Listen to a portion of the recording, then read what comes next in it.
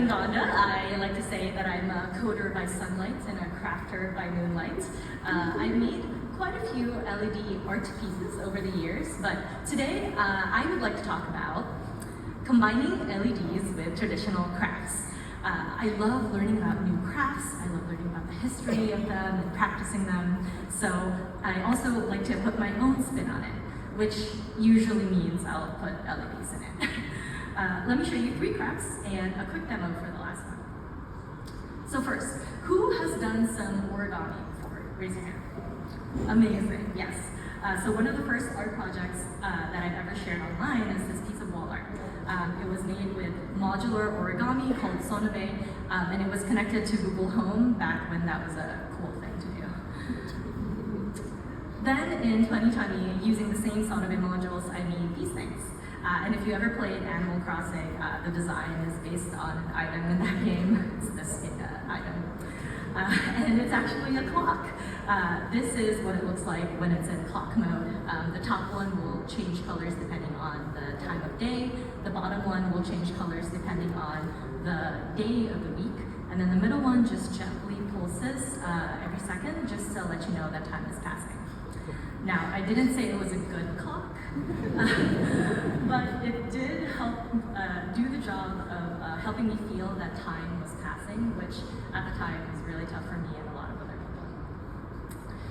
So I've actually taught other people how to fold these Sonobe modules, and you can learn about it if you feel free, if you want to. You can scan this QR code to find out more. Okay, so another craft. Who's done or heard of Viking knit before? Raise your hand. Okay, a lot less people, so let me tell you a little bit about it. Viking knit is a technique to weave metal wire into a cylindrical structure, often to make jewelry. Now, that structure becomes hollow, so my first thought was, I'm going to stick an LED in it. And it turned out great. This example is a necklace. You can see that there's a battery clasp in the back. And here's a bit more of a subtle, refined version. I actually have this here if you want to take a closer look at it later. It uses the same LED filament and is a lot easier to wear. There's also a workshop about this. It's not as polished, but again, you can check that QR code out if you're curious. And brave. Okay, finally. Who has heard of the Bargello embroidery technique? Raise your hand. No? Okay. Well, a few people, not zero amount of people. That's awesome. So it's a style of embroidery that uses vertical stitches as opposed to like cross or slanted. And often there's some sort of repeating mathematical pattern to it that dictates the aesthetic of the piece.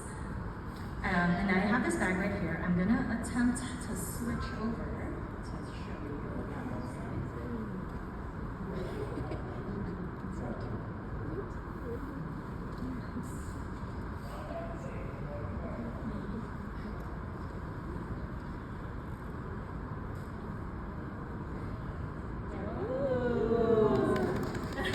It worked. Okay, so this is a little bit tough. This guy. Can y'all hear me if I just speak? Okay. So this is an embroidered 3D printed LED bag. You can see that it's embroidered in the front, and because it's a grid, it's actually quite flexible, so it's pretty comfortable to wear. And what I like about it is that the controller is in the frame of the bag, so it's a little bit hard to see, but it's embedded in the frame. And what's cool about it is that I can control the animations. Oh yeah. Like this. Okay. What's cool about it is that I can use my phone to change the animations. So, well, we'll see if this works. I can change the animation like this, or like this. There we go. And then I can also like change the brightness as well. That. And then I can turn it off entirely. And if I was feeling really curious or really specific, I can actually go into this app and click on any one of these patterns and edit the code right on my phone.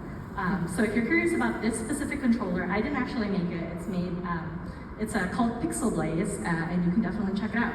And what I love about this embroidery is that you basically can't really tell that there are LEDs in there if it was turned off, which I think is really cool. Okay, so I'm going to switch back to the slides.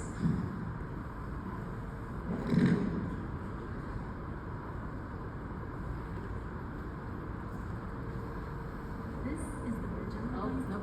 That was just my backup if my demo gods snowed at me. Okay, so I'll leave you with this. Tradition doesn't stay alive by staying still.